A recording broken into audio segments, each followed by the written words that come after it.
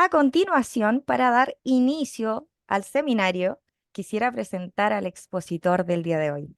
El docente que va a impartir la presente sesión es Carlos Salazar, psicólogo clínico, magíster en cooperación para el desarrollo y responsabilidad social y ambiental en la Universidad Católica del Maule y también formación clínica de especialista en terapia ericksoniana estratégica breve del Instituto Milton Erickson de Santiago. Le damos entonces el paso a Carlos para que inicie su presentación. Ok, muchas gracias, Trini. Buenas tardes, buenas noches, decía alguien por ahí, buenas tardes, colegas. Bueno, eh, mi nombre es Carlos Salazar, ¿cierto? Psicólogo de profesión, eh, con experiencia clínica desde hace un tiempo. Eh, Hoy día nos corresponde conversar, o más bien desde mi parte narrarles, ¿no es cierto? Eh, Algunos principios que están a la base de lo que es el abordaje del consumo problemático de sustancias con adolescentes y jóvenes. Eh, y para iniciar, ¿cierto? Esta conversación, les quiero contar que el tema principalmente del abordaje en el tema del consumo de sustancias es un abordaje bien especial, específico. Especial porque estamos hablando de jóvenes, adolescentes y jóvenes, ¿cierto? Ni- eh, Hombres, mujeres, ¿cierto? De todo tipo de géneros que podemos hoy día nosotros encontrar en distintos contextos de desarrollo de los jóvenes también. Desde mi perspectiva es súper importante que nosotros al conversar de la adolescencia y la juventud, ¿cierto? Y traspasar lo que los textos comentan sobre la clínica en particular, eh, creo que es importante aterrizar todos los conceptos desde el punto de vista del contexto también, ¿ya? Y quiero partir desde ahí porque, en particular, cuando hablamos de jóvenes, uno en general se hace una imagen, ¿no? A partir de lo que conocemos, de la propia experiencia. Y sin embargo, cada vez que estamos nosotros trabajando con jóvenes, este, tenemos que pensar de dónde vienen los jóvenes, dónde se han educado, dónde se han criado, dónde nacieron, dónde se formaron, cuáles han sido sus experiencias de vida. ¿Ah? Eh, Actualmente yo me desempeño como psicólogo en atención pública, de salud pública, quiero decir. Trabajo en un CESFAM, aparte de hacer docencia, ¿cierto? Y en particular el CESFAM donde yo estoy, por ejemplo, es un CESFAM que se ubica en la zona rural.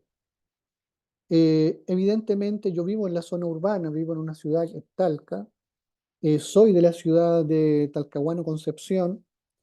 Entonces, si ustedes me preguntan qué he visto yo en este proceso de atención con jóvenes, les puedo comentar que he visto diversas realidades a partir de los contextos en que los jóvenes se desenvuelven, ¿ya? Entonces, eso es en primer lugar lo más importante a partir de lo que nosotros vamos a hacer. ¿Y por qué es importante esto? Porque en la formación terapéutica, en la intervención propiamente tal, eh, siempre nos ha parecido que lo relevante es la creación, la co-creación, ¿ya? De conversaciones terapéuticas que lleven a resultados terapéuticos también, ¿ok? De ese modo, la pregunta que siempre surge, y piense usted que estoy traspasándole información a ustedes eh, de formación de psicólogos clínicos desde los años 2005, 2007 en adelante, en lo que yo he participado en Santiago, en Talca, en Concepción y en todas las formaciones de psicólogos clínicos en los que hemos trabajado, lo esencial siempre ha sido el cómo crear una conversación que tenga resultados terapéuticos, ¿ya? Para la persona, en este caso, que cumple el rol, ¿cierto? O que está en el rol de consultante, de paciente, ¿ok?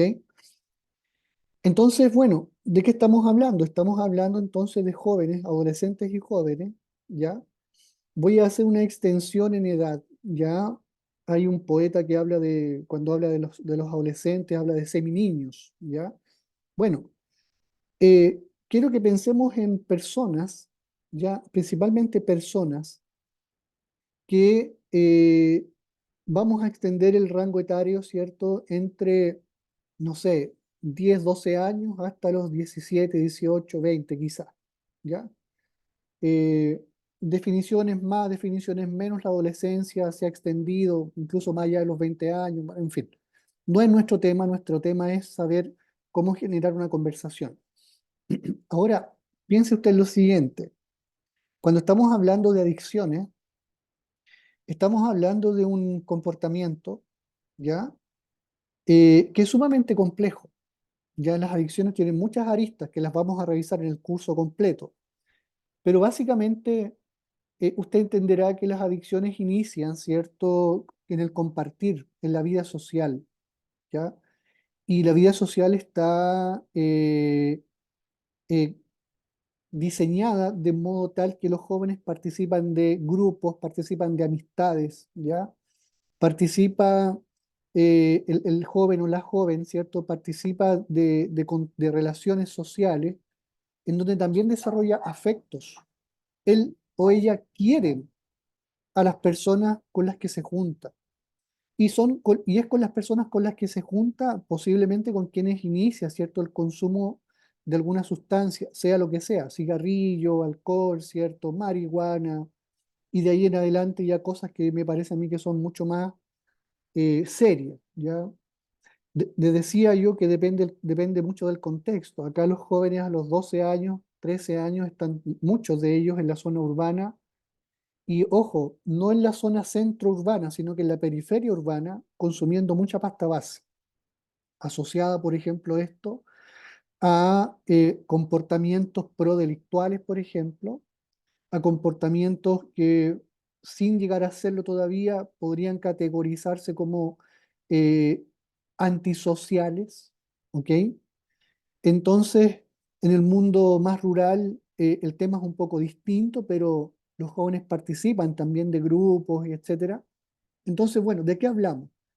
Hablamos de un comportamiento en los jóvenes que significa consumir, decía yo, cigarrillo, alcohol, marihuana, pasta base, cocaína, hoy día muchas pastillas de distintos tipos, ya hoy día encontramos muchos jóvenes que van a fiestas electrónicas, bueno, cualquier, en realidad esto no quiero hacerme parte de ningún sesgo, más bien lo que quiero señalar es que en distintas actividades sociales, sean cuales sean estas actividades sociales, hoy día sabemos todos que se reparten una serie de drogas que los jóvenes consumen para pasarlo bien, y eso es parte del mundo en que los jóvenes se mueven.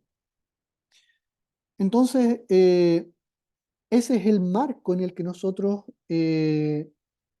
tenemos que pensar para luego nosotros poder, cuando nos llega una persona a atención, ¿cierto? Psicológica, o bien individual, o bien como nosotros formando parte de un equipo que interviene con el joven, ojo, y su familia, ¿ok? Eh, tenemos que considerar para precisamente poder entonces desarrollar conversaciones terapéuticas que están de la mano de estrategias terapéuticas, ¿ya? Y que son precisamente aquellas estrategias terapéuticas las que nosotros vamos a revisar eh, con mayor detenimiento, ¿cierto?, en el curso de la próxima semana.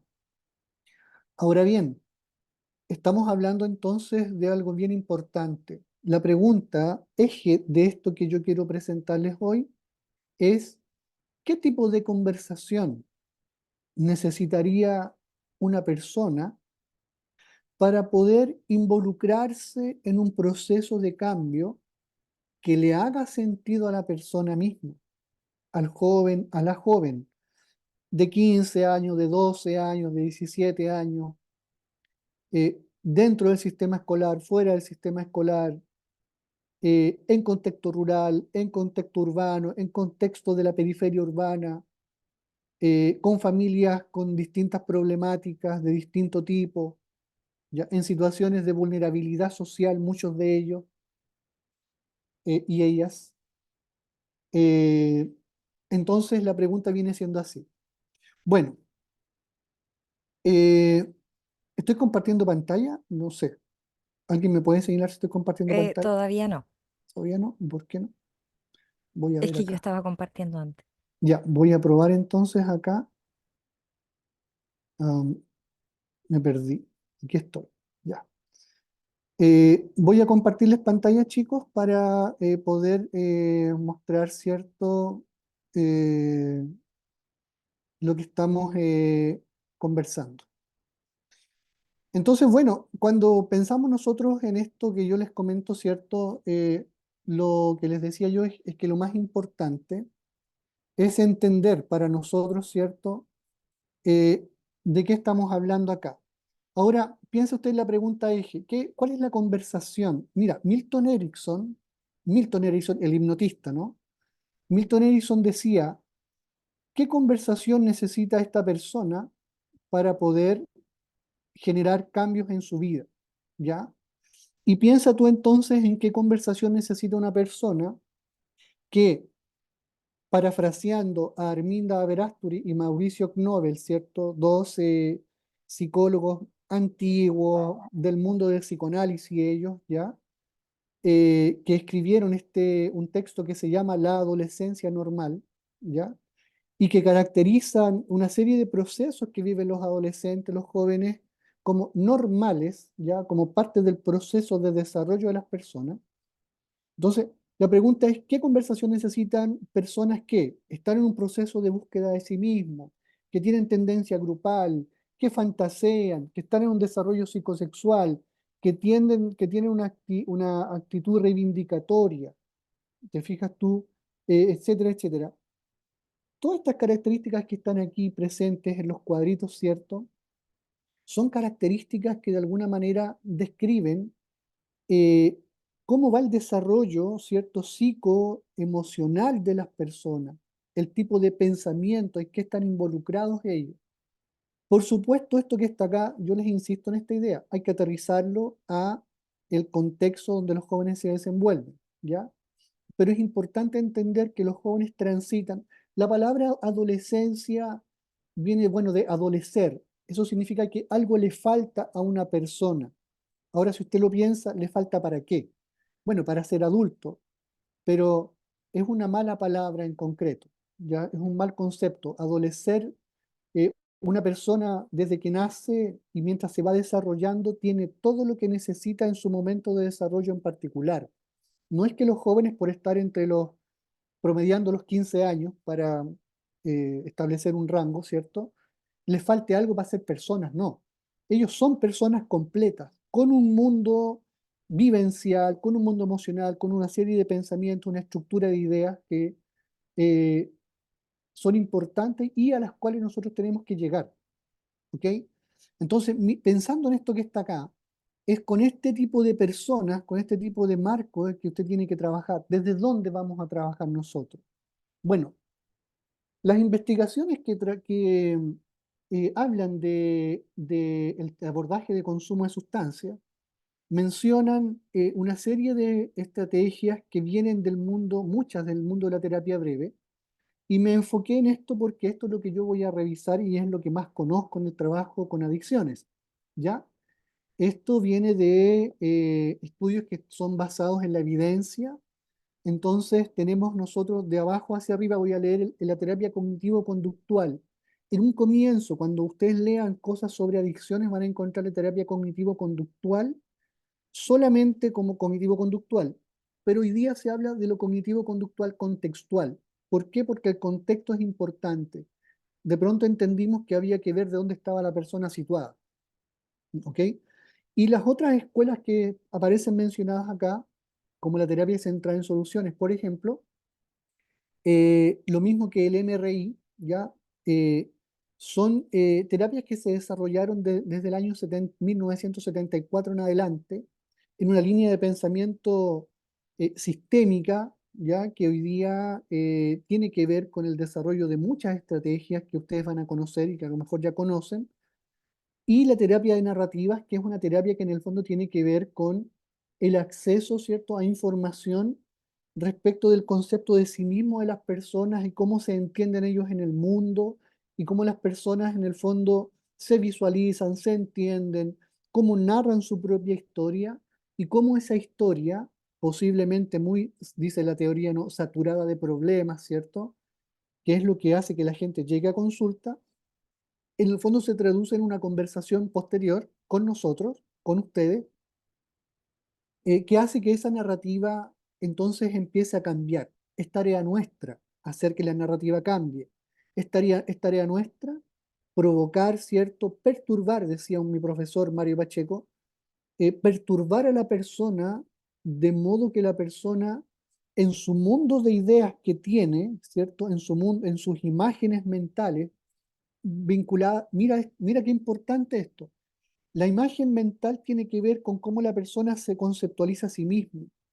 La imagen mental tiene que ver con cómo la persona visualiza su entorno, sus amistades, sus grupos sociales, cómo la familia, perdón, cómo la persona eh, siente, vivencia en el fondo la propia familia, el grupo familiar desde donde viene o la familia a la que pertenece, cómo la persona entiende o vivencia también, el vivenciar, ¿cierto? Perdón, de el lugar donde vive, las proyecciones que tiene, cómo entiende su propia educación, etcétera, etcétera, etcétera. Entonces, cuando hablamos de terapia breve y hablamos de intervención en consumo de sustancias, lo que nosotros estamos haciendo es lo siguiente: entender que hay a lo menos 4 escuelas, que son las que yo a las cuales me voy a referir con mayor propiedad, eh, que hablan de técnicas con las cuales usted puede tener logros importantes para que esa persona pueda generar un cambio en su vida. ¿Ok? Ahora, ¿hacia dónde nos dirigimos nosotros? Y aquí parte, a partir de Prochaska y Clemente, parten estos personajes, ¿cierto? Con estudios de los años 90 en adelante, 1990 en adelante, ya con mucha más potencia, eh, hablando de algo súper importante. Los procesos de cambio inician con estudios que se realizan con respecto al tabaco, ¿cierto? Y al alcohol. Y de pronto ocurre algo importante en esta línea de investigación que desarrollan muchas personas, pero bueno, Prochaska y Clemente son los que establecen procesos de cambio, una serie de cosas que están ahí presentes. Y ocurre lo siguiente: se dieron cuenta de estas personas, y esto es importante para nosotros, queridos colegas, ¿cierto? Entendieron que muchas personas, voy a dar un número azaroso, entran 10 personas a formar parte de un programa para dejar de fumar o para dejar de beber alcohol. Y ocurre que 5 personas abandonan. ¿Ok? Antiguamente se decía que estas personas abandonaban porque no estaban preparadas para el proceso, ¿ya? Y eran desertores del proceso, y se entendía que eran resistentes a la terapia, ¿se fija? O a la intervención, y por lo tanto el abandono que ellos hacían era un abandono que en el fondo tomaba la responsabilidad, ¿cierto? Y la depositaba en la persona y decía, bueno, esta persona sencillamente no quiere estar acá, es responsabilidad de ella si quiere o no quiere cambiar, y por lo tanto yo como terapeuta o como equipo de intervención en aquel momento no me hacía cargo de ninguna otra cosa, sino que sencillamente completaba la lista con otros 5 candidatos y armaba mi grupo y seguía trabajando. Sin embargo, el proceso de la resistencia fue revisado como concepto primero, porque en el fondo cuando entendemos nosotros que las terapias tienen que ser colaborativas, como dice Arlene Anderson, ¿no? Eh, entendemos nosotros que estamos co-construyendo un proceso de cambio terapéutico y nosotros somos responsables como interventores de ese proceso de cambio también. El proceso de resistencia se revisó y se pasó a llamar luego con el tiempo cooperancia.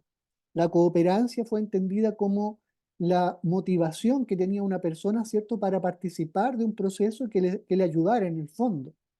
Entonces, cuando una persona abandonaba, ya eh, se entendía que la persona se entiende hoy día, para no volver a hablar tanto del pasado, voy a hablar de lo de ahora, se entiende que la persona se abandona es porque la persona se encuentra en etapas precontemplativas o contemplativas, como dice los primeros dos cuadros que están ahí, ¿ya?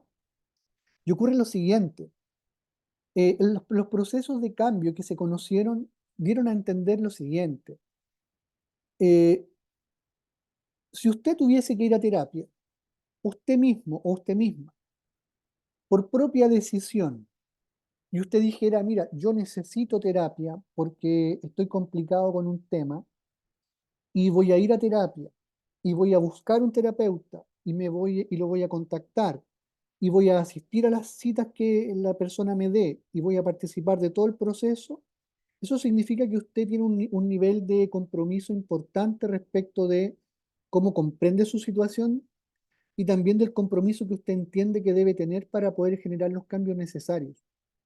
Y eso significa que usted está en la etapa azul o a celeste, que está acá, que es la etapa de acción. Sin embargo, algunas personas están en etapas de desarrollo un poco anteriores ahí. ¿Y qué pasa acá entonces? Vamos con la primera, precontemplación. Una persona que está en precontemplación, como muchos jóvenes que llegan a vernos a nosotros, que son llevados o por el sistema escolar o por la familia, no muchos de ellos llegan por iniciativa propia. Eso quiere decir que una persona en precontemplación no entiende que no se ve a sí misma formando parte de un problema o teniendo un problema, sintiendo un problema. No lo ven así, no lo sienten así. Por lo tanto, una persona que entra a un programa para dejar de fumar tabaco, voy a hablar de eso, que fueron los primeros estudios que hubo, sencillamente dice, mira, ¿sabes qué? Yo no tengo problema con el tabaco, mi abuelo fumó hasta los 90 años y murió de no sé qué, pero no por un problema de tabaco, entonces yo fumo y no tengo ningún problema con eso, así que el problema lo tienen ustedes. Pero de pronto empieza la persona a tener una tos, a cortarle respirar, ya no puede jugar fútbol como jugaba antes, no puede practicar un deporte como lo hacía anteriormente, etcétera. Y la persona dice, bueno, posiblemente esto que me ocurre a mí, la tos que tengo, el cansancio, etcétera, pueda deberse a el cigarrillo. Y en ese caso la persona entonces pasa a la etapa que está en plomo acá, que es la contemplación. Empieza a visualizar que posiblemente tenga un problema. La persona dice, bueno, yo fumo una cajetilla al día, hoy día voy a fumar media cajetilla o voy a disminuir 3 cigarros. Y cuando la persona empieza a hacer intentos propios para resolver su conflictiva, esa persona entonces se encuentra en una etapa de preparación para la acción. Está haciendo pequeños cambios.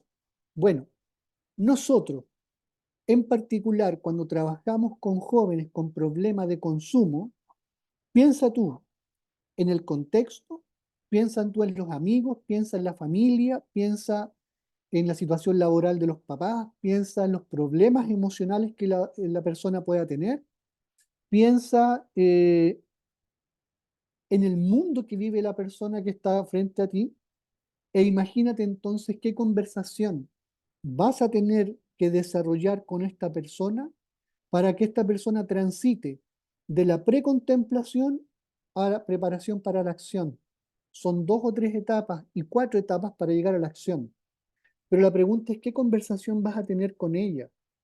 Le vas a decir, mira, ¿sabes qué? El cigarrillo hace mal, la marihuana hace mal, el alcohol hace mal. Eso los jóvenes lo han escuchado muchas veces, lo saben.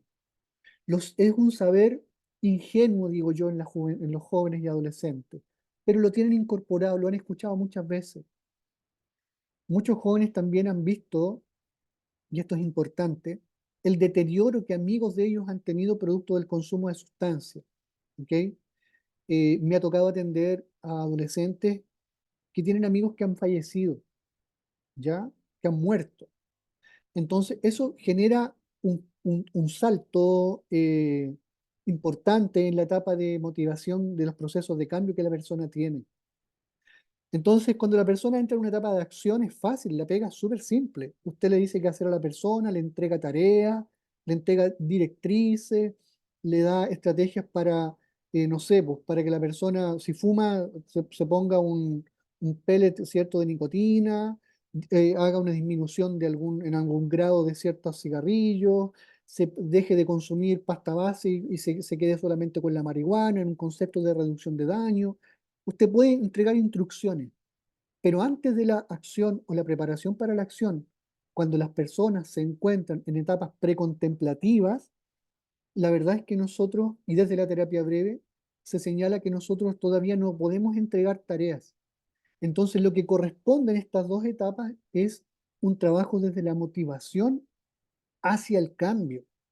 Y eso es lo complejo de lograr, bueno, con muchas personas y en particular con jóvenes que a veces vienen con la disposición a conversar y a escuchar y a participar de algo, pero muchas veces sin la motivación, sin el deseo, ni siquiera de estar allí y conversar con alguien con alguien que no conocen, o otra vez conversar con un psicólogo o con un adulto o con alguien parecido a un profesor, a un orientador del colegio con quien ya han hablado mil veces, ¿te fijas?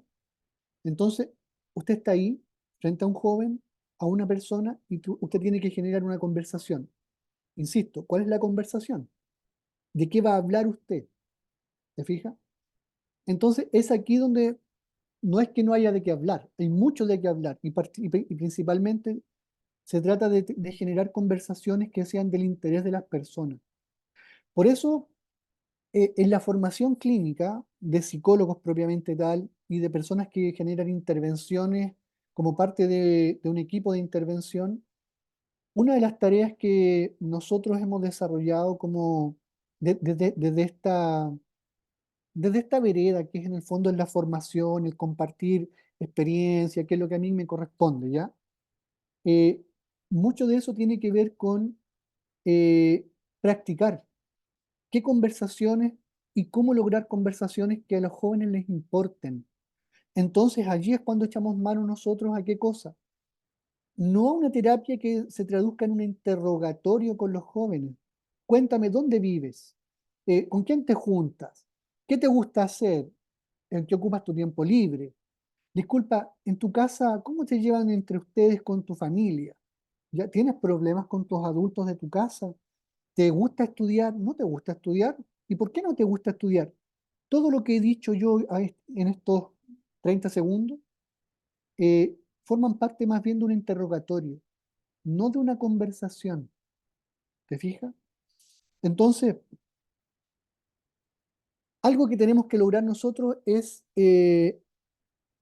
distanciarnos de la entrevista clínica clásica y mucho más lejos todavía de la entrevista psiquiátrica, que en un momento podemos ampliar esto y discutirlo si ustedes quieren, pero son entrevistas que están, muchas de ellas centradas en lo negativo, ya en los déficits, ya en lo que funciona mal.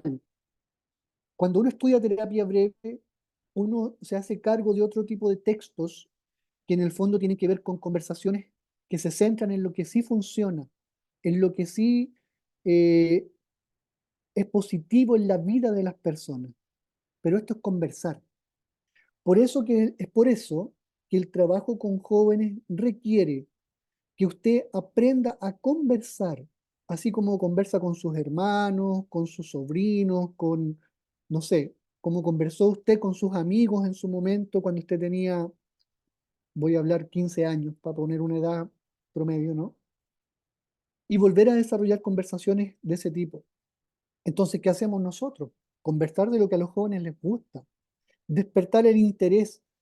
Dice la terapia breve, Steve DeChaser, allí como Enzo Kimber, los esposos, estos que trabajaron en la terapia central en soluciones, decían ellos que lo importante era generar conversaciones, ¿cierto?, que hicieran que la persona pudiera volver, quisiera volver a conversar con usted. Y ojo, y créanme que esto es así.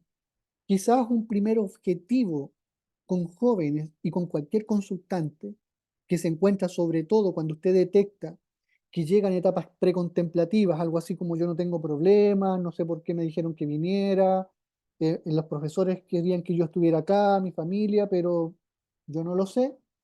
Bueno, o la persona, mire, me dijeron que tenía depresión, pero no sé si tenga depresión, en realidad yo encuentro que no, o problemas familiares, pero en realidad todas las familias tienen problemas, entonces la verdad es que no sé por qué estoy acá. Bueno, eso es precontemplación, contemplación.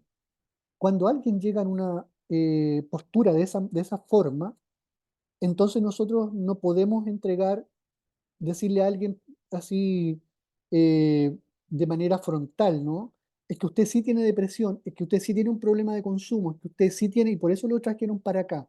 Esta cuestión más confrontacional, que también forma parte de estrategias de intervención, no se recomienda en este momento. Y lo que sí se recomienda entonces es generar conversaciones que hagan desde la amabilidad, ¿cierto? Y en particular desde y esto es muy personal lo que voy a decir en este momento, considerando que la adolescencia es una etapa, desde mi perspectiva, de las más sensibles en el desarrollo de las personas, ¿ya? Considerando que los jóvenes están en un desarrollo muy puntual de su pensamiento, en un centramiento de sus emociones, en un ubicarse en el mundo, en entender muchas cosas, necesitar entender muchas cosas, ordenar el panorama en el que se mueven, ¿ya? En la terapia narrativa, perdón, la terapia de narrativa dice panorama de acción y panorama de conciencia. Panorama de conciencia, aquello de lo que la persona se da cuenta y cómo entiende su mundo. Panorama de acción, bueno, aquello que la persona genera como comportamiento. Los jóvenes están en una búsqueda y son muy sensibles. Ojo, sensibles a un buen profesor, a un mal profesor, a un papá que está presente, que es amoroso, acogedor, a una familia de ese tipo, o una familia que no lo es, a amigos que los llevan por un camino o por otro. Son muy sensibles, entonces, con mayor razón, entonces, también son sensibles al tipo de conversación terapéutica que logren con usted.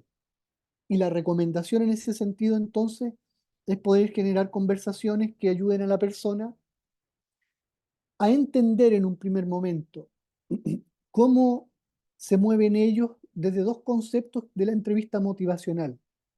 Esto es entrevista motivacional en precontemplación y contemplación.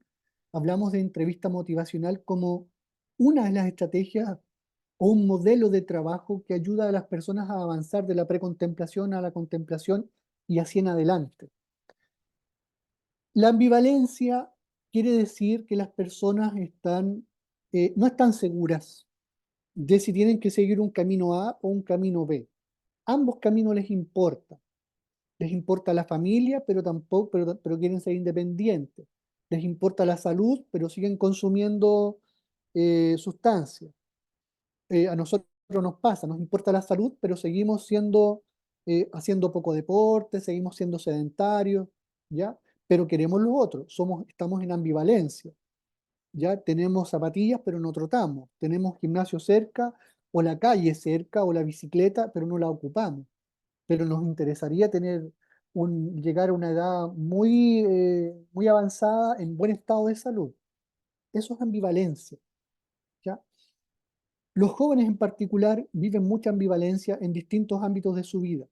Ahora piense usted, la persona está frente a usted por primera vez, usted sabe y detecta la ambivalencia en distintos ámbitos, ¿y qué va a hacer usted? Bueno, primera recomendación, generar una conversación que sea atractiva para la persona, acogedora, amorosa con los jóvenes, ¿ya? Eh, Usted fácilmente va a detectar si la persona está escuchando o no está escuchando un discurso adulto. Atento usted va a tener que estar ahí entonces a si les gusta la música, si les gusta el deporte, si les gusta a ellos hablar o no hablar. Jóvenes no quieren conversar y eso es muy difícil para nosotros cuando llega una persona que no quiere conversar, ya, piensa tú la inseguridad que siente o las malas experiencias que ha vivido conversando con otras personas, ¿ok? Entonces, tenemos que entender nosotros, entre otras cosas, los procesos de intervención a lo mejor en los cuales una persona ya ha participado y que no han tenido buenos resultados. ¿Para qué? Para nosotros no hacer lo mismo. Entonces, bueno, conversamos con alguien, con un joven o con una persona, ¿cierto? Joven, de las cosas que a ellos les importen. Y a mí me ha tocado hablar de música, de anime, me ha tocado hablar de hip hop, me ha tocado hablar de, oye, el computador y YouTube es un recurso tremendo para poder buscar videos que a ellos les importen, de paisajes, de poesía, de música. Hay chicos que les gustan otras cosas, lugares que no conocen, y usted tiene que ahí desplegar, ¿sabe qué? Tiene que desplegarse usted mismo y exigirse a sí mismo, a sí misma, capacidades que a lo mejor nosotros no hemos desarrollado tanto, porque, ojo, cuando los jóvenes nos apretan y nos ponen en esta situación de no querer conversar y nosotros no saber qué decir. Ojo que es difícil en realidad salir del impasse, ¿ya? Pero bueno, ¿qué hacemos ahí? Hablar de cosas que a los jóvenes les importen y ser astutos nosotros y rápidos, ¿cierto? Para poder determinar qué les importa a los jóvenes y a veces hablar de nosotros mismos y a veces hablar, yo le doy la oportunidad a los jóvenes, por ejemplo, para que ellos me pregunten sobre mi vida y si quieren saber quién soy yo, ¿por qué no? Si yo les pregunto a ellos quiénes son, de dónde vienen, también podrían ellos preguntarme cosas de mi vida. Y cuando hacen eso, fíjate que se rompe el hielo, y yo les cuento quién soy, les hablo un poco de lo que me gusta, de la música, la guitarra y qué sé yo. ¿Ya? Bueno, los jóvenes están en una ambivalencia, camino A o camino B. Cuando nosotros establecemos, y esto es teoría, ya voy a hablar de teoría primero.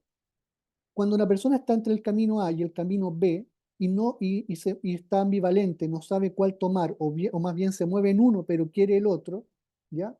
Entonces nosotros lo que tenemos que hacer es fomentar la discrepancia. ¿Qué es la discrepancia? Eh, Voy a generar una analogía. Usted va, ¿cierto? En Chile está la cordillera y está el mar. Usted quiere ir hacia el mar, hacia la costa, y sin embargo usted insiste en tomar el camino que va hacia la cordillera, pero usted quiere ir al mar. Eso es la ambivalencia. Al comienzo las personas no se dan cuenta, te fijas, de cuánto el camino que están tomando los aleja del mar y cuánto en realidad se abre esa distancia, se genera esa distancia que los aleja porque para allá está la costa y para acá está la cordillera, entonces el camino se abre, se separa. Bueno, eso es discrepancia. Si nosotros somos capaces de mostrar a una persona que el camino que está siguiendo en realidad lo aleja de su meta, ¿cuál meta? Ojo, la persona tiene metas propias. Nosotros tenemos que descubrirlas en la conversación con ellos. Las metas de dónde surgen, de las cosas que a ellos les importan, de lo que les interesa. Hay metas grandes y metas pequeñas. Bueno, la meta, el mar, el océano, la costa.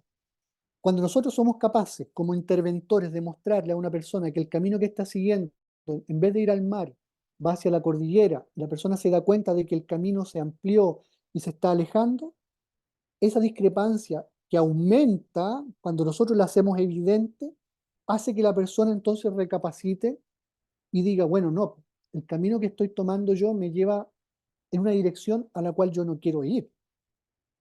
Me aleja de mi familia, me aleja de mis amigos, me aleja de lo que yo quiero hacer en el futuro, me aleja de lo que me gusta, me aleja del hip hop, me aleja de la música, me aleja del reggaetón, me aleja de las fiestas, me aleja de la gente que quiero, de mi polola, me aleja del tiempo libre, del tiempo de ocio, ¿m? Me aleja de compartir las tardes con mis amigos, me aleja de, no sé, pues llegar todos los días a mi casa, me aleja de, ¿me entiendes? Cuando uno logra en una conversación mostrar esa discrepancia a los jóvenes y a cualquier persona en terapia, la persona entonces entre comillas, recapacita, entiende que está haciendo un camino que no lo lleva a donde quiere ir, y entonces de la precontemplación, perdón, perturbamos nosotros a la persona y la precontemplación entonces pasa a ser contemplación. Puede ser que yo en realidad no esté haciendo las cosas que tengo que hacer para no sé, para sentirme feliz, para estar mejor, para estar con mi polola, para seguir estudiando, o sencillamente porque algunos jóvenes ni siquiera saben que quieren bien, ¿te fijas? No saben si mantener, están en el sistema, participan del sistema escolar, pero por obligación. Algunos preferirían a los 15, 16 años estar trabajando en ciertas cosas porque ganan lucas, ganan dinero trabajando, buen dinero.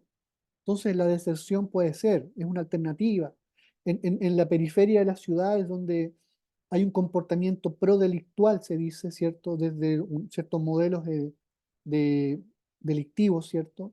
Los jóvenes parten en promedio en Chile, la edad promedio en que los jóvenes, hombres y mujeres, inician en el robo de cosas en la calle, en primer lugar, porque esos son los primeros robos, la gargantilla, el aro, son las primeras cosas que parten hacia los espejos de auto, después un supermercado, sacar cosas, después, y van escalando, ¿no? Bueno, pero la edad de inicio en estos comportamientos, eh, más o menos son los 11 años de edad, ya un poquito más, más lejos en mujeres, más temprano en hombres, ¿ok? ¿Y qué hace usted ahí con jóvenes que saben que, no sé, pues si salen una noche a trabajar robando, porque robar para ellos es un trabajo, van a ganar, no sé, pues 200 lucas por un televisor, no sé qué cosa? ¿Cómo usted los hace que vuelvan al sistema escolar? ¿Te fijas? Entonces, se trata de generar conversaciones que tomen la ambivalencia, que aumenten la discrepancia, precisamente para que las personas entonces entren en un proceso, ¿cierto? Piramidal, ¿cierto? De un proceso de cambio que es llevado desde la entrevista motivacional. Y con los jóvenes en particular, en primer lugar, lo que tenemos que hacer nosotros es generar el vínculo con ellos, ¿ya? Dice acá colaboración, aceptación, evocación, compasión, no la compasión budista, otro tipo de compasión, ¿ya? Una compasión que tiene que ver más con entender el proceso de las personas. Pero si usted lo piensa, el primer proceso es vincular y no podemos hacer nada si no tenemos un buen vínculo con una persona, ¿te fijas? Luego nosotros cuando trabajamos la discrepancia, la ambivalencia con los jóvenes, es decir, cuando logramos encontrar la beta por la cual que a ellos les importa, ¿no? Muchas veces tenemos conversaciones, a veces 4 sesiones, 5 sesiones con un joven o una joven, en los que en realidad cualquiera diría, pero estamos perdiendo el tiempo. No, no estamos perdiendo el tiempo. En ningún caso estamos perdiendo el tiempo cuando un joven vuelve y quiere venir de nuevo a conversar con usted. Usted no está perdiendo el tiempo, usted está ganando algo. La persona al frente suyo está ganando ¿qué cosa? Un proceso de cambio, un proceso de intervención. La persona no lo sabe, pero usted sí, porque usted está trabajando un vínculo ahí. Genuino, por cierto, de parte nuestra. Les sugiero trabajar con jóvenes siempre y cuando le importen los jóvenes a usted, ¿ya? Y no esté obligado trabajando con ellos, porque ellos eso lo perciben los jóvenes. Pero en el proceso genuino, cuando usted se entrega en cuerpo y alma a la terapia, ¿cierto? Y participa de una conversación que resulta interesante finalmente para la persona y vuelve, usted ha generado un vínculo. Una vez que se genera un vínculo, usted puede entonces focalizar, a partir de la discrepancia y la ambivalencia, focalizar un tema, focalizar una problemática y orientarse hacia un cambio que lleve a la persona hacia metas que ella desee. ¿Cuáles son las metas? Las metas son aquellas cosas que la persona quiere para sí.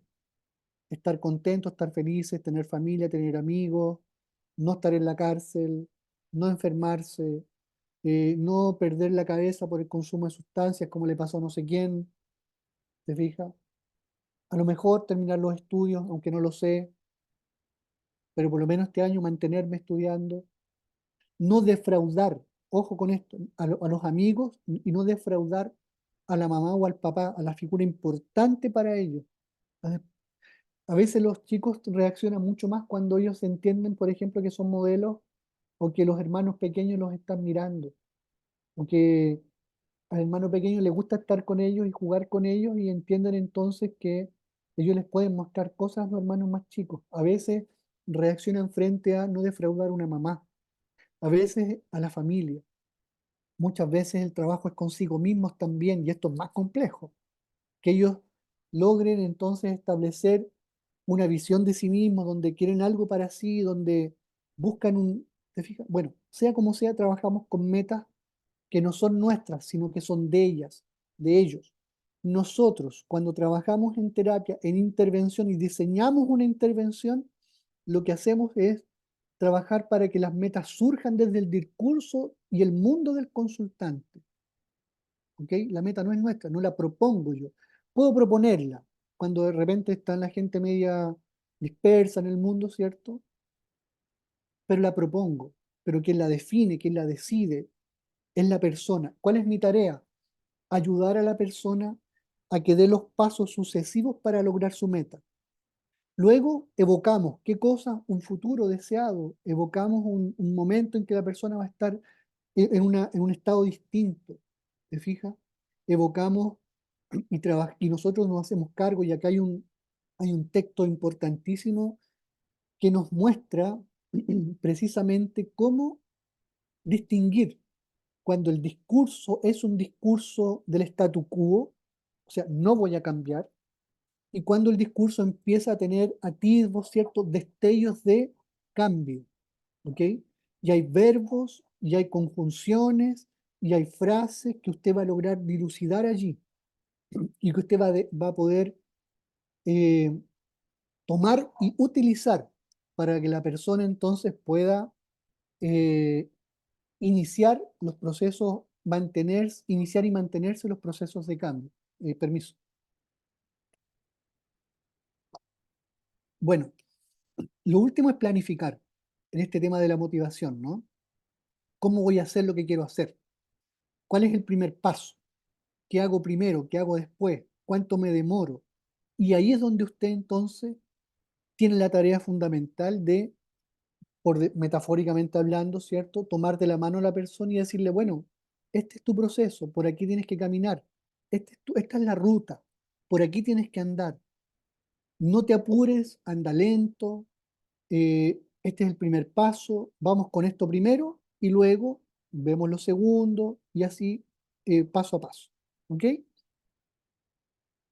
Entonces, se trata aquí de, como ustedes pueden darse cuenta, de conversaciones que en el fondo eh, son importantes desde el punto de vista de cómo usted llega a la persona, de cómo usted genera confianza, un vínculo en la persona, con la persona. Una de las cosas fundamentales en terapia es el concepto de alianza terapéutica, ¿ya? Y la alianza terapéutica tiene que ver con el vínculo con una persona, como un primer constructo que está allí. La alianza es un paraguas bajo el cual están tres conceptos. El vínculo es lo primero. Establecer metas es lo segundo. Y establecer el camino para lograr eso es el tercer camino. El tercer constructo, quiero decir. ¿Ya? Vínculo, metas y un método de trabajo. Si usted tiene un buen vínculo, puede establecer con la persona metas que son de ella y luego usted puede colaborar con ella para que vea el camino que tiene que seguir. Y esto es tan importante, el tema de la alianza y el vínculo, que en estudios que se hicieron, bueno, estas cosas vienen estudiándose de los años 70, 80, 90 con fuerza, ¿no? Pero en algún momento se definió, mira cómo son las cosas. Voy a hacer un paréntesis de un minuto. En un momento hubo un estudio importante en Estados Unidos que quiso definir, por ejemplo, cuál terapia o escuela terapéutica era mejor para las personas. Y entonces se hizo un estudio donde participaron muchas escuelas de terapia, ya, psicoanálisis, cognitivo-conductual, terapia breve, eh, racional emotiva, de todo tipo de cosas. Incluso participaron, bueno, terapeutas que se adscribían a estas escuelas, ojo, y terapeutas que no eran terapeutas, que eran personas comunes y corrientes. y participaron entonces consultantes que se asignaron al azar a distintas escuelas de terapia con un número de sesiones determinada y al final se midió la eficacia que cada escuela tenía con las personas, te fijas tú, y se determinó algo súper importante. Cuando se estudió cuál escuela de terapia era mejor, en realidad se llegó a la conclusión de que ninguna era mejor que otra, incluyendo aquellas personas que participaron de terapias con individuos que no eran terapeutas, de formación. ¿Qué pasó? ¿Qué se descubrió? Que habían factores comunes de eficacia en las distintas terapias. Y estos factores comunes se agruparon en cuatro dimensiones. La primera de ellas aportaba un 40% de la varianza al cambio en terapia y tenía que ver con factores de la relación, el vínculo. El 40%. El 30% tenía que ver con otras situaciones que andaban dando vuelta por aquí y por allá, pero que no tenían que ver exactamente con la terapia misma. No, perdona, el 40%, me equivoqué, disculpa, el 40% tenía que ver con factores extraterapéuticos, disculpen, este es el concepto, 40% con factores fuera de la terapia, fuera del box, el 30% con factores de la relación terapéutica, el 15% tenía que ver con teorías y técnicas, y el otro 15% tenía que ver con factores placebo o creencias de la gente. Entonces, si tú sumabas el 40% de factores extraterapéuticos más el 30% de factores de la relación terapéutica, tienes un 70% de la varianza del cambio en terapia que no tiene que ver ni con técnicas ni con teoría, tiene que ver con otras cosas. Por eso que es importante, bueno, hoy día se habla de factores de la relación terapéutica con un aporte del 65% del cambio, perdón, de aporte a la varianza del cambio en terapia, el 65%. Entonces da lo mismo si usted es psicoanalista, si es, no sé, racionalista, si es cognitivo-conductual. El 65% de la varianza del cambio en terapia tiene que ver con factores de la relación terapéutica, donde usted tiene que conversar con la persona, generar un buen vínculo basados en la alianza, vínculo, metas, método, y además, ojo, tiene que generar usted una conversación que sea envolvente e interesante para la persona. Más todavía si trabajamos con jóvenes, con adolescentes, de distinto contexto, de distintos lugares, con distinto desarrollo del lenguaje, del pensamiento, ¿ya? Y sobre todo, cuando pensamos en algunas cosas que son importantes desde las terapias. El principio de utilización, por ejemplo, que es una estrategia a la cual usted tiene que acceder, dice que usted puede usar cualquier cosa del mundo de la persona en favor de la persona. Lo que piensa, lo que dice, de dónde viene, sus experiencias, otras narraciones, otras cosas que le pasaron a amigos, historia de la familia, historia de la ciudad, etcétera, etcétera. Sus pensamientos, sus discursos, las cosas que han pasado en la música, las cosas que han ocurrido con los cantantes que les gusta, ¿te fijas? Lo que ocurrió en la feria, el último momento, donde participaron, lo que ocurrió en el rodeo, lo que ocurrió en la corrida de no sé qué cosa, ¿te fijas? Alianza terapéutica, ya lo decíamos, vínculo, metas y método, importantísimo, retroalimentación. Nosotros no trabajamos en el aire.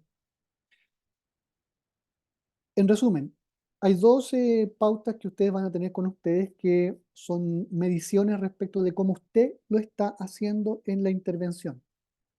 Una escala mide cómo la persona se ha sentido en la sesión que acaba de terminar y la persona marcando 4 ítems dice si fue escuchada, si se hablaron cosas interesantes, si el método estuvo adecuado, si se sintió escuchado bien o no.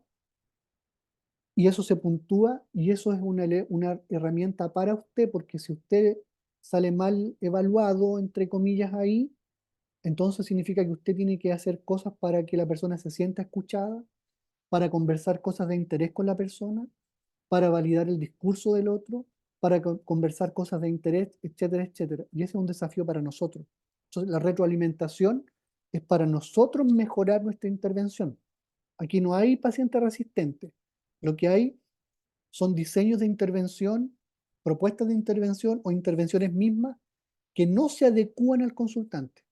Y por lo tanto es tarea nuestra y responsabilidad nuestra modificar lo que hacemos de manera deficiente y mejorarlo. Todos cometemos errores, todos nos equivocamos, todos podemos errar en la conversación, sentirnos perdidos en el mundo, en una sesión, no saber qué cosa hablar. eh, a todos nos puede pasar, pero el entrenamiento nos va aportando entonces en la toma de decisiones para saber qué hacer. La segunda escala mide el proceso. La sesión uno se mide cómo se encuentra la persona y la medición de la sesión número 3 o número 5 o número 7 tiene que decir entonces que hay un progreso y mejoría sintomatológica en la persona a propósito de la persona estar participando con usted en un proceso. El cuarto elemento son los recursos del consultante y esto tiene que ver, queridos colegas, con algo a lo cual no es difícil de acceder, perdón, no es fácil de acceder, que tiene que ver con las cualidades, las capacidades de las personas y los jóvenes en particular. ¿Ok? ¿Cuáles son las cosas que los jóvenes hacen bien? ¿Cuáles son las cosas que han hecho bien toda su vida? ¿Cuáles son las cosas que resaltan como positivas en su comportamiento con la familia, con los amigos, consigo mismo? Aunque consuman marihuana, aunque participen de fiestas, aunque eso da lo mismo. Lo importante es que usted tiene una persona al frente que hace cosas bien, que tiene un montón de capacidades y de hecho en la retroalimentación que uno, en la devolución que uno hace, retroalimentación hacia la persona, una de las cosas más importantes para que las personas puedan sentirse agradadas con nosotros y podamos fortalecer el vínculo, es escuchar todas las cualidades que nosotros vemos en ellos o en ellas. Disposición motivacional y procesos de cambio, lo que hablábamos de Prochaska y Di Clemente, ¿cierto? Saber qué pasa de la precontemplación para allá y el contexto donde las personas viven. ¿Por qué es importante todo esto? Porque, bueno, existe el mundo de las drogas, existe el consumo de drogas, de sustancias, el uso de sustancias en distintos contextos y de pronto ocurre el abuso de estas sustancias, alcohol, cigarrillo, marihuana, distintos tipos de medicamentos, pastillas, creepy, no sé qué cosa más,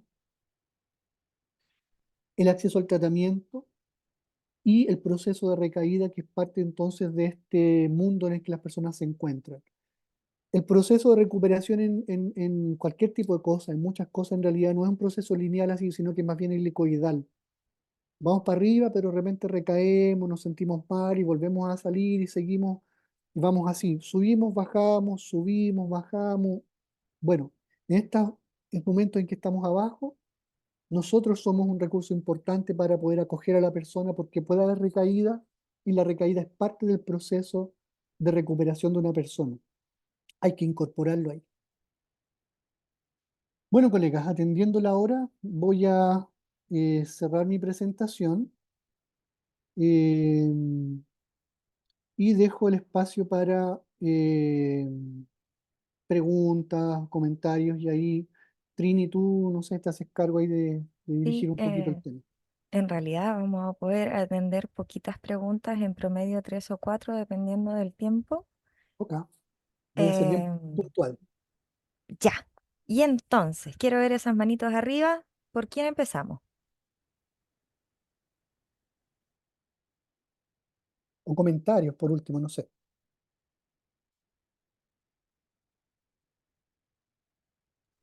Luis, querido, te escuchamos.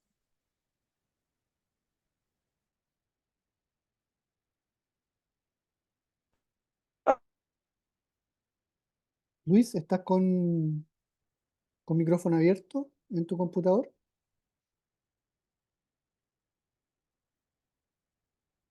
Luis, Para poder hacer la consulta.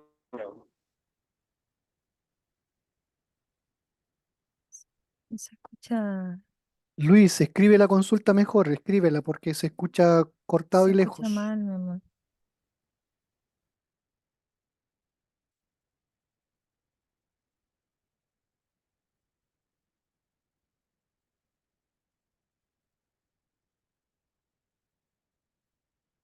Y Luis nos había comentado que quería poderlo decir por voz, Ujú, porque es un tanto compleja la explicación del todo. Entonces, ujú. Luis, ¿cómo vamos? ¿Puedes intentar abrir de nuevo tu micrófono, mi amor, para que... Muchos agradecimientos, profe, en el chat. No sé si los está viendo. Luis, Sí, sí, los A veo. ver, ¿sí me escuchan ahora? ahí Sí, sí. perfecto. Ya, Bien. perfecto. Mira, voy a tratar de explicarlo cortito para que no me interrumpa de nuevo la señal. A ver, desde la experiencia que a lo mejor usted pueda tener, me interesaría saber cómo podríamos lograr, por ejemplo, que en el caso de adolescentes que se encuentran en programas de cuidado alternativo, como las residencias, Mm. puedan adherir a un proceso de intervención cuando ellos están reticentes muchas veces a cualquier tipo de vínculo con alguna persona, cuando, por ejemplo, realizan abandonos dentro de las residencias, por tanto también el contacto que existe es mucho más, mucho menos frecuente. No sé, presentan actitudes refractarias, oposicionistas, tienen un histórico vital también complejo de las vulneraciones que puedan haber vivido o desde el daño iatrogénico que también ocurre en muchos casos. Entonces, ahí me gustaría saber si tiene alguna estrategia que pueda recomendar, algo asociado como a lo mejor a etapas que se debe ir transitando para poder lograr este vínculo terapéutico, instrumentos efectivos, a lo mejor un poco por ahí es la consulta. Bueno, lo primero en respecto de este tipo de situaciones es lograr, ¿cierto?, un nexo con el equipo que trabaje, por ejemplo, en una residencia, ¿ya? En una residencia por lo menos debiese haber psicólogo, trabajador social, terapeuta ocupacional, idealmente, un director o directora y además están las educadoras de trato directo. Entonces, lo primero es lograr una conversación con todos estos profesionales porque ellos nos pueden dar cuenta de quiénes son las personas o quién es la persona con la que tenemos que trabajar en una residencia, por decirlo así. Eh, Muchas veces las educadoras de trato directo son las personas que eh, son la mejor fuente de información respecto de quiénes son o cómo se comportan los jóvenes o las jóvenes dentro de una residencia, por ejemplo. Eh, y por lo tanto, lo primero es recoger esa información. Lo segundo es hacer un diseño, ¿ya? Y esto es importantísimo. No existe un diseño único para aplicar en cualquier situación, en todas las situaciones, perdón. Más bien lo que ocurre acá es que con tal persona tú vas a tener que hacer un tal diseño, ¿ya? Y eso es particular para esa persona. Y por lo tanto, con esta persona tendrás que demorarte más o tendrás que demorarte menos, tendrás que tener ciertas conversaciones y no otras, pero lo más importante con el trabajo con jóvenes es el vínculo que puedas lograr con ellos o ellas. Y desde esa perspectiva hay que establecer la regularidad con la que tú puedas trabajar con la residencia, por ejemplo, tener un espacio que sea de privado para poder trabajar con la persona en la misma residencia, ver hasta qué punto en realidad ese lugar de la residencia es favorable para la persona también, porque a veces son sujetos de burlas en la residencia cuando hay personas que vienen a trabajar con ellos. Y atender en primer lugar, yo creo que al dolor que significa para estas personas, niños, NNA, ya te fijas de todo tipo, que viven en una residencia porque muchos de ellos están allí. Recuerden ustedes que las residencias tienen por objetivo, o sea, debiesen ser un lugar en el cual las personas se encuentran de paso para luego volver a sus familias de origen u familias familia extensa que les pueda acoger o familias sustitutas en el caso de personas que no tienen una familia sanguínea, digamos, que los quiera acoger, pero entender ese dolor como para poder entonces trabajar allí. Hay que entender que muchas veces el consumo de sustancias responde a querer apagar, ¿cierto? Aplacar un proceso doloroso más interno también, cuando no tiene que ver también con un despertar y un desarrollo de los mismos jóvenes en cuanto a probar experiencias nuevas y todo ese tipo de cosas. Entonces hay que discriminar, pero yo diría que lo importante es el vínculo y el diseño de trabajo que tiene que ser un diseño además en donde la conversación tuya tenga mucha relación con la conversación que el equipo y que las tías y que el equipo de profesionales y que todo el equipo de la residencia tenga con esta persona en particular, con el trato que se le da, con la recompensa, con los premios, con los castigos, con las sanciones, con la forma de comunicación desde el desayuno al almuerzo, el tiempo libre, los fines de semana, las visitas con las familias, una serie de cosas que tienen que incorporar tú primero para generar ese vínculo que cuando lo logras, en realidad las chicas, los chicos se amoldan al tipo de trabajo que tú vas a hacer con ellos, pero mucha paciencia. Lo fundamental es paciencia, Luis. ¿Ya? Eh, yo fui director de una residencia, entonces me acuerdo perfecto cómo era todo el proceso allí. No tengo un diseño en particular porque no creo que lo haya así como un modelo de, pero sí te puedo decir que el trabajo vincular es lo más importante para partir. ¿Ok? Eso por hoy, por ahora. Ya, Ujú. seguimos entonces con Patricia Sáez Leal. Te escuchamos, Pati. Hola, primero que todo agradecer la presentación. Se agradece la apertura y la calidez en cómo comunican los contenidos, porque se ve la validación de un otro como un legítimo, y eso es bastante bueno. Yo soy trabajadora social de un Ujú, liceo.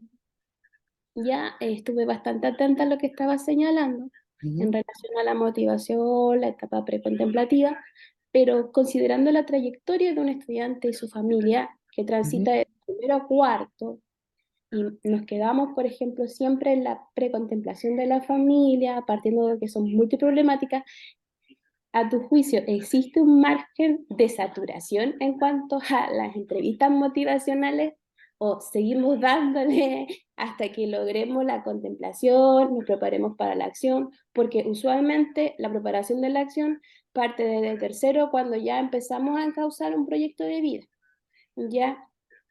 Pero en ocasiones los jóvenes continúan propiamente en una etapa de precontemplación en relación a su consumo o la misma problemática familiar de la cual nosotros estamos interviniendo. Entonces, eso es lo que a veces queda como en la burbuja, porque lamentablemente en los liceos nos preocupamos como de formar, pero posterior al egreso del estudiante, no sé, dado la matrícula alta, no podemos hacer el seguimiento o la trayectoria del estudiante posterior a la salida del ujú. liceo. No sé si se Sí, entiende. creo entender por dónde va tu consulta, pero particularmente te diría lo siguiente, mira, la entrevista motivacional, todos estos modelos de trabajo, lo que han hecho en el fondo es ordenar una serie de procesos que nosotros humanamente siempre estamos llevando a cabo. Y lo que han hecho es sistematizar cosas para decirnos, mire, usted haga más de esto, converse más de lo que a la gente le importa, y fundamentalmente es eso, conversar mucho de lo de lo que al otro le importa, de lo que al otro le interesa, descubrir lo que es importante para la persona y trabajar con los recursos que decíamos delante, las capacidades de cada quien. Entonces, fíjate, de pronto, a modo de ejemplo, ¿no? El trabajo para intervenir en drogas no pasa porque tú converses mucho de drogas con los jóvenes. A veces pasa porque tú compres una guitarra y le pases una guitarra a un joven, un piano, un violín, pintura, deporte, eh, hip hop, te Mm, fijas, música de cualquier tipo. Y trabajando, están las intervenciones que se conocen como intervenciones directas, en las que yo me voy directo al tema, y conversaciones de las que también Erickson hablaba, que son intervenciones indirectas. Entonces yo me doy una vuelta un poco más larga, ¿no? Pero lo que estoy haciendo es construir un contexto de cambio. Eso es fundamental. Para que haya un cambio en una persona, piensa en ti misma, piensa en todos nosotros. Ya voy a hablar de la salud nuevamente. Para que haya un cambio en la salud propia, tiene que haber un contexto también que te ayude con eso. Amigos que te hablen de salud, que coman distinto, que practiquen deporte. Si no tienes eso, se te hace un poquito más difícil. Bueno, para dejar consumo de algo, tienes que haber también otros puntos de interés, y la tarea nuestra es descubrir esos puntos de interés. ¿Te fijas? La tarea nuestra es descubrir qué le importa al joven o a la joven para nosotros proveerles de material para que dibujen, para jugar ajedrez o para lo que sea. ¿Ya? Y aquí tenemos que ser nosotros de mente amplia. Entonces la precontemplación y contemplación no tiene que ver con edades, no tiene que ver con los cursos o los niveles que escolarmente van transitando los jóvenes. La precontemplación y contemplación tienen que ver respecto al consumo con el momento en el cual la persona se da cuenta o genera esta discrepancia, ya, o resuelve la ambivalencia de hacia dónde quiere ir, lo que quiere hacer y cuándo. Porque ¿en qué momento una persona deja de consumir algo? En el momento que nota o se da cuenta de que ese consumo no le ayuda, no le sirve con aquellas cosas que sí le importan. ¿Te fijas? Y por eso que las metas cuando trabajamos con suma sustancia no son metas, como ejemplo, de consumo cero. Muchas veces hablamos de disminuir el consumo y eso ya es un logro tremendo. Cuando logramos disminuir el consumo, entonces amplificamos otras cosas, ¿ya? Entonces, vincular, descubrir intereses, proponer actividades de distintos tipos, por ahí va la cosa. Eso es lo que puedo decir por ahora, Patricia. Ok, muchas Perdona, gracias. pero tengo poquito tiempo. No, sí entiendo. Genial. Continuamos entonces con Aileen. Hola, ¿me escucho? Sí, Sí. Bueno, buenas tardes a todos y bueno, yo soy trabajadora social y soy tutora de ujú, una residencia. Mi súper. pregunta va más enfocada como a mis propias estrategias profesionales. En lo que va de mi experiencia, he logrado la fase del vínculo con los chiquillos de muy buena manera. Pero como usted comprenderá, el tema del contexto es tan complejo que, de hecho, actualmente estoy pasando por una situación en que este vínculo ha sido un poco negativo para mí como con los chiquillos. No sé si me explico. Ujú, Han tratado de boicotear este vínculo ya que he logrado hacerlo bastante cercano. De hecho, con la mayoría de la residencia. Entonces mi pregunta va en cómo manejar esas situaciones, porque si bien se habla mucho de establecer los límites como profesional, yo trabajo en este contexto residencial donde estoy casi todos los días, todo el día con ellos, entonces ha sido súper difícil en ese sentido, cómo en este contexto tan complejo manejar el tema del vínculo. mm. No sé si me explico. Sí, bueno, la temática es amplia, es compleja porque hablamos no de una persona, sino que de muchas personas. Y que se potencian entre sí para bien o para mal, y que compiten entre sí, y que, bueno, son aliados para algunas cosas, pero para otras no tanto, en fin. Los procesos de grupales son complejos. Yo creo que acá, Aileen, yo apostaría por lo simple, ¿ya? Creo que de pronto podría ocurrirnos a muchos de nosotros querer establecer modelos de trabajo muy elaborados, cuando en realidad a veces lo que necesitamos es volver a lo sencillo, a lo simple, a lo cotidiano. Y desde esa perspectiva yo daría un paso atrás, ¿te fijas? No, mira, en intervención había una imagen que era bien bonita, aparecía un elefante, ¿ya? Y una persona empujando un elefante, ¿ya? La persona es el terapeuta y el elefante es el consultante. No se trata de empujar al consultante nosotros porque no lo vamos a poder mover hacia donde nosotros queramos. Lo que ocurre acá es que tenemos que lograr nosotros que las personas, nosotros acompañar a las personas en sus propios procesos.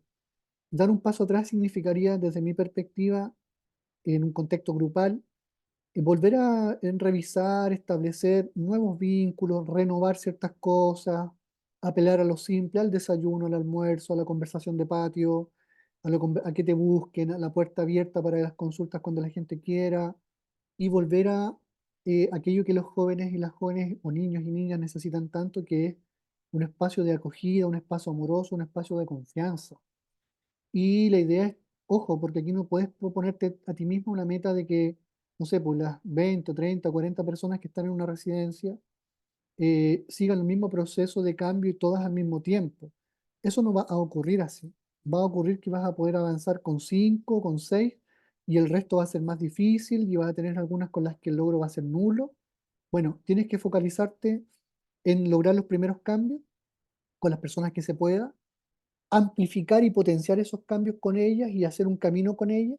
Y para otro grupo que va más lento, otro tipo de estrategia, un paso atrás significa volver a lo básico. Y bueno, e ir definiendo con grupos ahí cómo te vas a mover, pero hablarlo así en este momento, responderte de forma más amplia cómo hacer las cosas, es un poco difícil porque los procesos grupales y de residencia son difíciles, insisto, de pronto hay mucho dolor ahí de por medio, ¿no? A veces las familias llegan a visitar a los chicos, a las chicas, a veces no llegan, a veces hay familias que los quieran tener, a veces no hay familias que los quieran tener, y de alguna forma estos, entre comillas, esta familia que se arma en la residencia, porque son como, entre comillas, hermanos, hermanas, uno siempre trata de inculcarles eso, no lo compran mucho, pero a veces sí.